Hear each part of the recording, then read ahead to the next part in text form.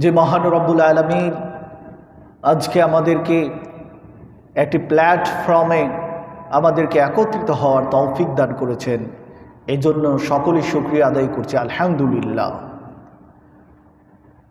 সম্মানিত হাজিরিন, আমরা একটি জিনিস লক্ষ্য করতে পারতেছি, যে বিষয়টি হচ্ছে মানুষ আজকে দলাদলিতে বিভক্ত। আজকে ভিন্ন ভিন্ন শ্রেণীতে আলাদা হয়ে যাচ্ছি, অথচ মুসলমান কিন্তু আলাদা নয়। এই বর্তমান সময়ে কাফেররা, মুনাফিকরা, জাহেলরা এরা আজকে এক হয়ে আছে, কিন্তু মুসলমান আজকে ঐক্য হতে পারিনি। আল্লাহ সুবহানাহু ওয়া তাআলা কোরআনুল কারীমের মধ্যে বলেন, ওয়া'তাসিমু বিহাবলিল্লাহি জামিআন ওয়া লা তাফাররাকু। অর্থাৎ আমরা আমাদের একটি দলে আবদ্ধ হতে হবে।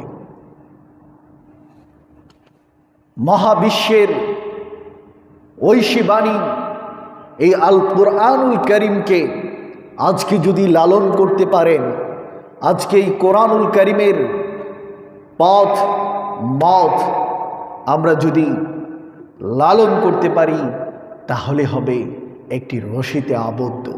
অর্থাৎ ইসলামের কোনো বিচ্ছিন্নতার কোনো জায়গা নেই। অর্থাৎ ইসলাম হচ্ছে আল্লাহর রজ্জুকে, আল্লাহর দ্বীনকে কায়েম করার জন্যে আমরা আঁকড়ে ধরতে হবে। আমরা আঁকড়ে ধরতে রাজি আছি কিনা? এই জন্য প্রিয় হাজিরিন, আসুন ইসলামকে বাঁচিয়ে রাখার লক্ষ্যে আমরা এক হই, একটি প্ল্যাটফর্মে আসি। আমরা দেখতে পাচ্ছি বর্তমান সময়ে এই দল, সেই দল, এই ইসলামিক দল, ওই ইসলামিক দল, তারা আলাদা আলাদা কাজ করছে। এতে কি হচ্ছে? বিভক্ত হয়ে যাচ্ছে, এতে ইসলামের ক্ষতি করে যাচ্ছে। তাই আপনাদেরকে আহ্বান করব, অনুরোধ করব, যতক্ষণ না পর্যন্ত আপনারা এক না হতে পারবেন, যতক্ষণ না পর্যন্ত সঙ্গবদ্ধ না হতে পারবেন, ততক্ষণ পর্যন্ত ইসলামের বিজয় আসবে না, আসবে না, আসবে না। এই জন্য হাজিরিন, আসুন, আমি সেই কথাটা আমি বলতে চাই, এখনো আপনাদেরকে স্মরণ করিয়ে দিতে চাই। রাসূল করিম সাল্লাল্লাহু আলাইহি ওয়াসাল্লাম বিদায় হজের ক্লান্তি লগ্নে একটি ভাষণ দিয়েছিলেন, তোমরা কোরআন এবং সুন্নাহকে আঁকড়ে ধরো। আজকে কোথায় কোথায় কোরআনের শিক্ষা? আজকে কোথায়?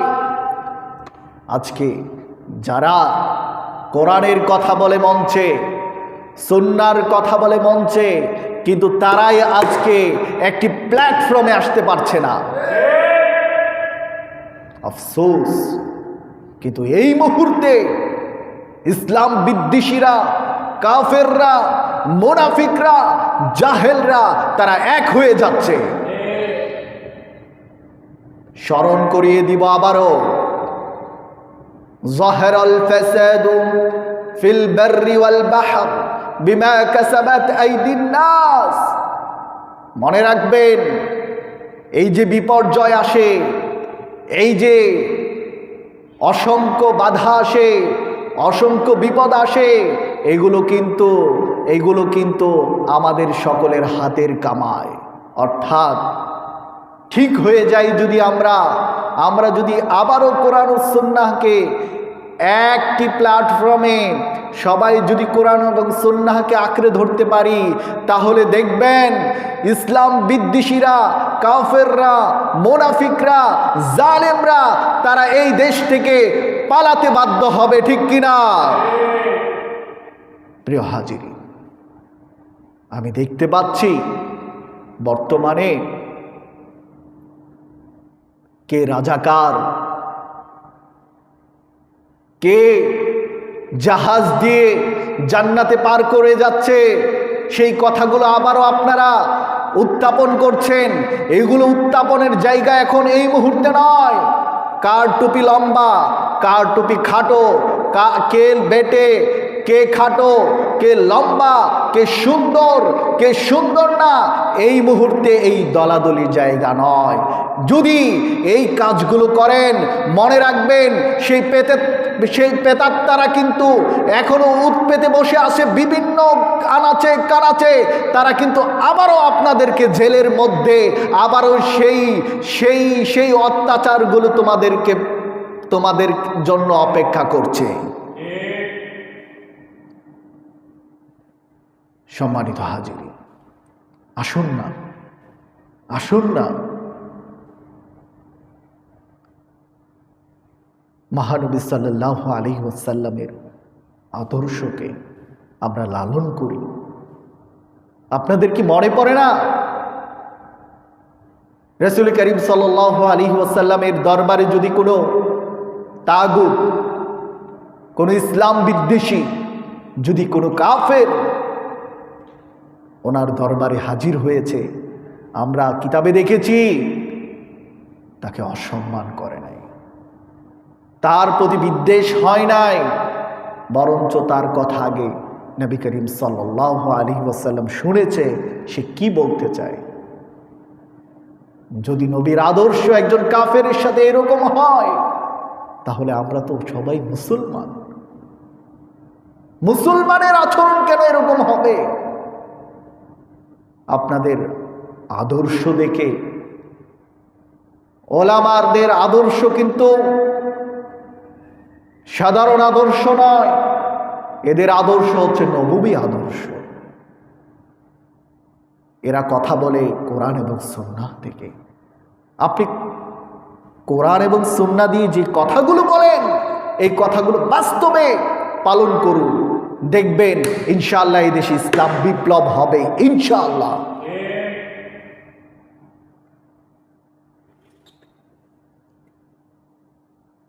আমরা এক আল্লাহর, আমাদের ইসলাম এক,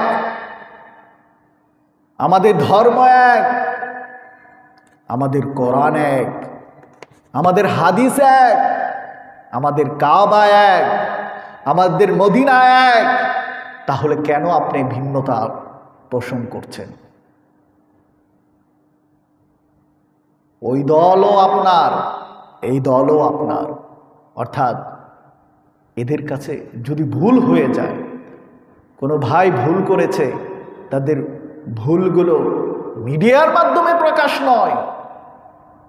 কোনো ভাই কোনো ভুলে স্লিপ অফ টাং যেটা বলি, বা ধরেন আপনার ব্যাপারে কোনো বিদ্বেষপূর্ণ কথাই বলেছে, এই জন্য এইভাবে না, জনসম্মুখে না।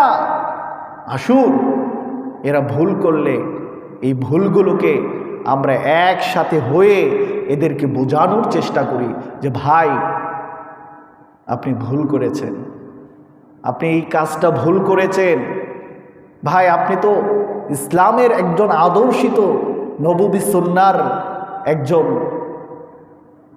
উত্তরসূরি, তাহলে আপনি কেন এই কথাগুলো বলবেন? আমরা বুঝিয়ে দেই কাছে গিয়ে, দেখবেন ইনশাআল্লাহ কোনো হানাহানি হবে না, হিংসা হবে না, বিদ্বেষ হবে না।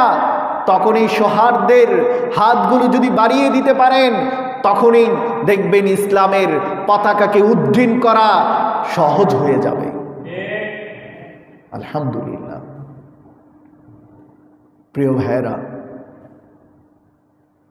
গত 16টি বছর কত আলেমরা নির্যাতিত হয়েছে, এটা দেখেছে সবাই। কত মানুষ অত্যাচার হয়েছে নির্বিচারে, এগুলো দেখেছে সবাই, কিন্তু কথা বলতে পারে না কেউ। কারণ কি? কারণ কি? এক হতে পারে নাই। আলহামদুলিল্লাহ, 5 আগস্টে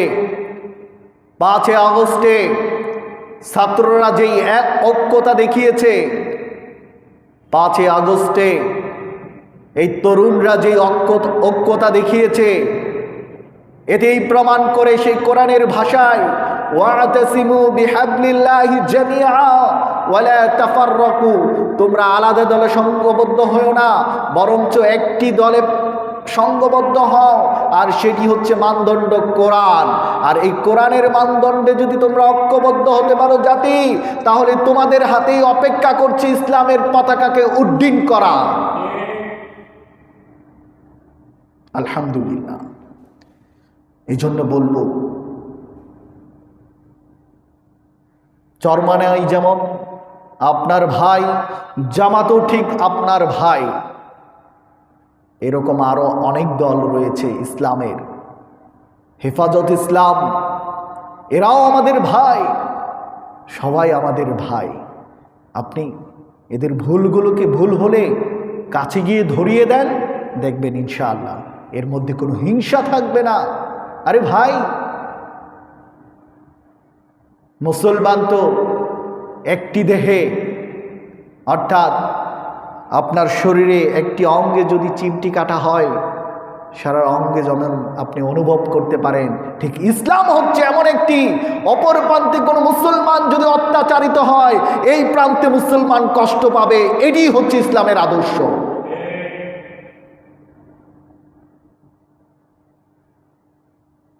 আপনারা জানেন, ইমামদের মধ্যেও তো মাযহাবে এক একজন এক এক রকমের ব্যাখ্যা দিয়েছেন, কিন্তু কেউ কি আলাদা ছিল? মাসলাকগত ভিন্ন হতে পারে, কিন্তু ইসলামের দিক দিয়ে কেউ ভিন্ন নয়।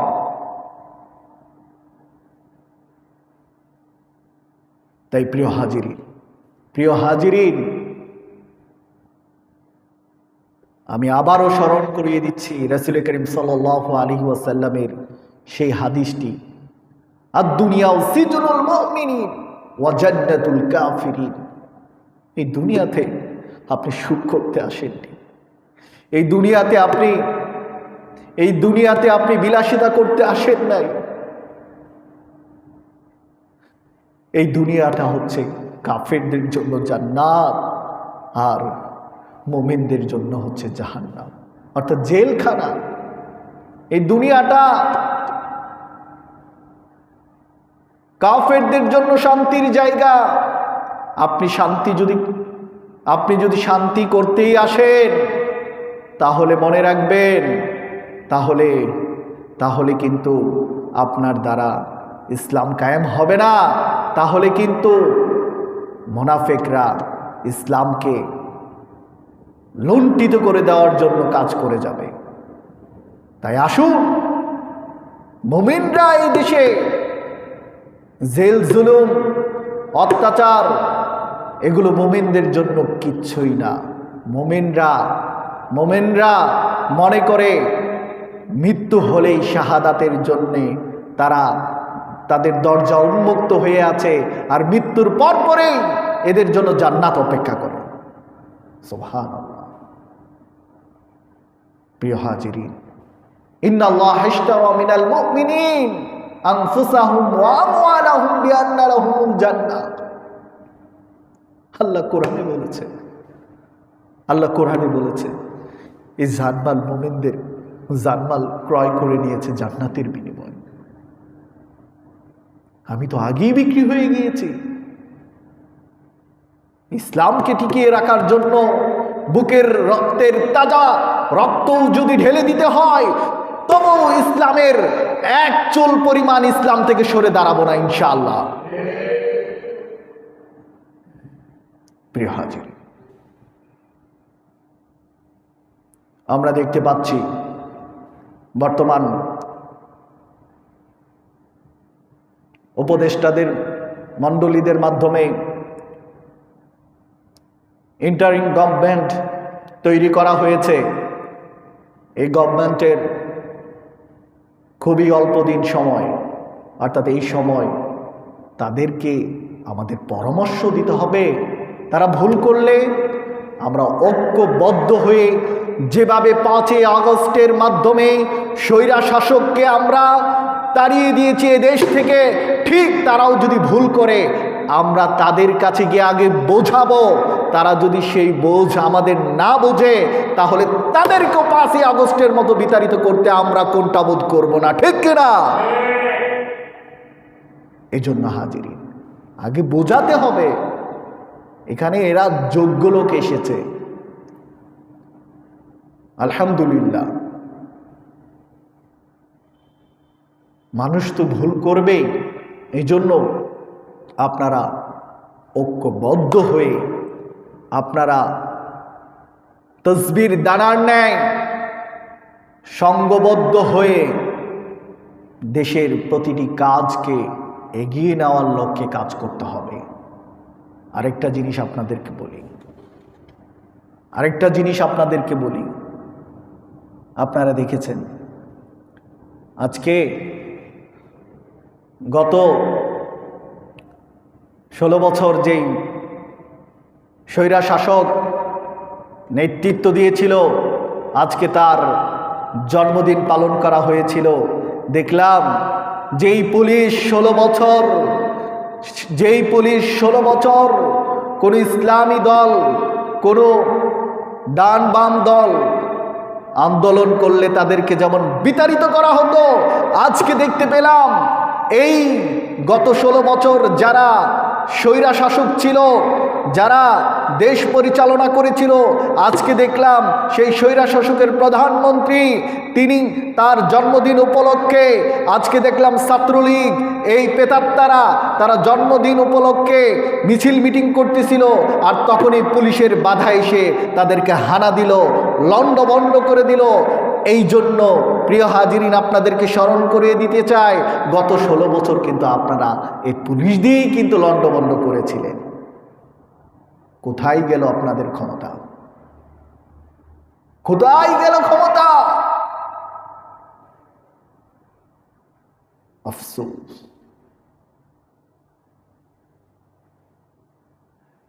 আল্লাহ কোরআনে বলেন, লিল্লাহি মা ফিস সামাওয়াতি ওয়া মা ফিল আরদ। এই আসমান এবং জমিনে যা কিছু তোমরা দেখতে পাচ্ছ, একমাত্র একচ্ছত্র মালিক হচ্ছেন তিনি কে? আল্লাহ। এই দেশটাকে আপনার বললে হবে না, এ দেশটা একার মনে করা যাবে না। এ দেশটা মহান রব্বুল আলামিন আমাদেরকে দিয়েছে নিয়ামত হিসাবে, এই জন্য নিজেকে বড় মনে করা যাবে না। তাহলে ফেরাউন, নমরুদ, হামান, কারুন এরা যেভাবে ধ্বংস হয়ে গিয়েছিল, ঠিক তোমরা ওইভাবে ধ্বংস হয়ে যাবে। প্রিয় হাজিরিন,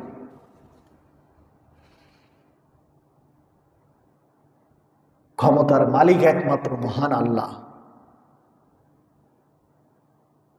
কোথায় আজকে ক্ষমতা? কোথায় ক্ষমতা আপনাদের আজকে? এই জন্য বলবো, ক্ষমতা চিরস্থায়ী হয় না। মানুষের সাথে যতদিন থাকবো ভালো আচরণ করব। তবে আরেকটি জিনিস বলবো, মানুষের মতাদর্শ, তন্ত্র মন্ত্র দিয়ে এই পৃথিবী যতদিন চলেছে ততদিন শান্তি আসে নাই।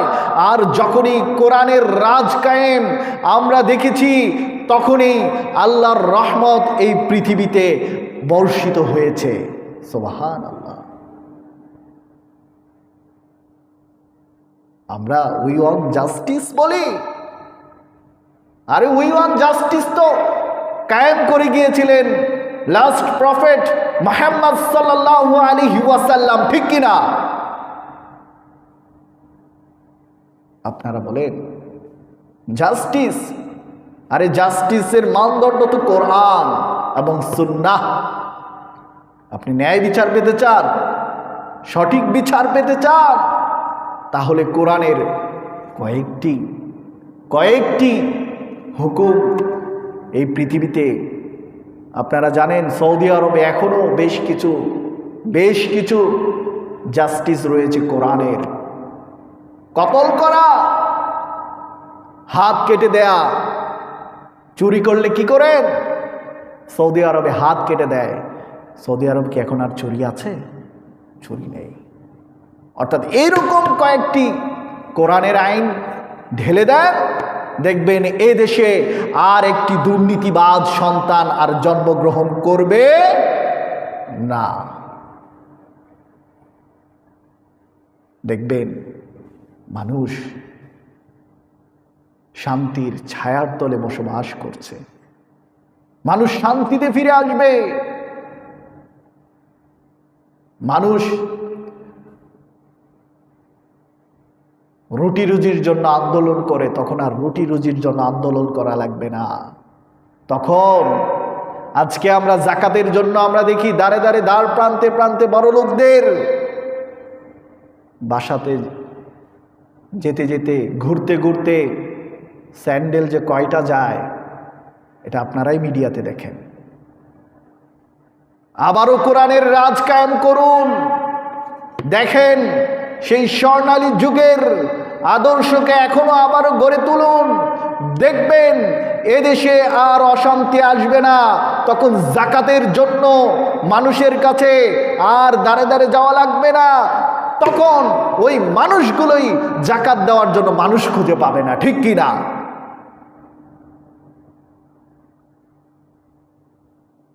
এদেশে যে সম্পদ রয়েছে, আফসোস, কোরআনের রাজ কায়েম করুন, দেখবেন দুর্নীতি বিদায় নেবে। কোরআনের রাজ কায়েম করুন, সন্ত্রাস বিদায় নেবে। কোরআনের রাজ কায়েম করুন। আপনারা নারী অধিকার করুন, নারী অধিকার চান, দেখবেন এই নারীদের কত যে শান্তিতে বসবাস করবে। তখন বলবে হায় আফসোস, এতদিন এই কোরআনের রাজ কোথায় ছিল। এরা তখন বলবে এই কোরআনই হচ্ছে পৃথিবীর সর্বশ্রেষ্ঠ আদর্শ। সুবহানাল্লাহ। আম্মা জান আয়েশাকে জিজ্ঞেস করা হলো, আম্মা জান আয়েশাকে জিজ্ঞেস করা হলো রসুলের চরিত্রটা কিরকম, রসুলের চরিত্রটা কিরকম। তখন আম্মা জান আয়েশা বললেন খুলুকুহুল কোরআন, রসুলের আদর্শ হচ্ছে এই কোরআন। কোরআনটাই হচ্ছে রসুলের আদর্শ। ইনশাআল্লাহ কোরআনের দিকে ফিরে আসুন, আমরা সবাই শান্তিতে বসবাস করব।